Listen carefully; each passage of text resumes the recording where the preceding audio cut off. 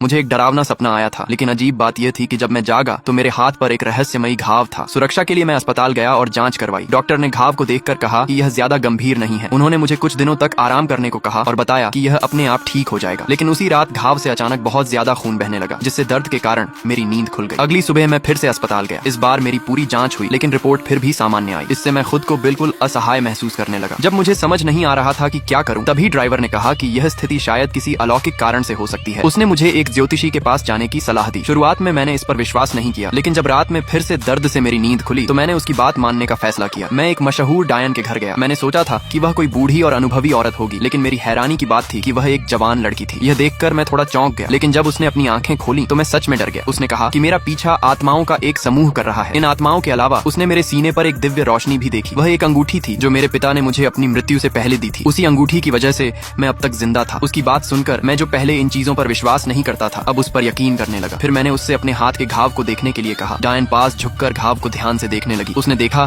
कि घाव भी उस अंगूठी की तरह दिव्य प्रकाश से चमक रहा था। यह देखकर वह तुरंत चिंतित हो गई। उसने एक मुट्ठी चावल उठाकर मेज पर बिखेरे और अपना टोटका शुरू किया। लगातार कुछ क्रियाएं करने के बाद चावल के बीच में एक क्रॉस का निशान बन गया। इसके बाद उसने मुझे निर्देश दिया कि आधी रात को दक्षिण दिशा में स्थित एक ईसाई चर्च में जाऊं, जहां मुझे एक मदद करने वाला व्यक्ति मिलेगा। उसकी बात मानकर मैं तुरंत वहां जाने के लिए निकल पड़ा, लेकिन जैसे ही मैंने कार पार्क की और चर्च की ओर बढ़ने लगा, एक कौवा मेरे रास्ते में आकर खड़ा हो गया। वह मुझे आगे बढ़ने नहीं दे रहा था, जैसे चर्च के अंदर कुछ बहुत ही डरावनी चीज मेरा इंतजार कर रही हो।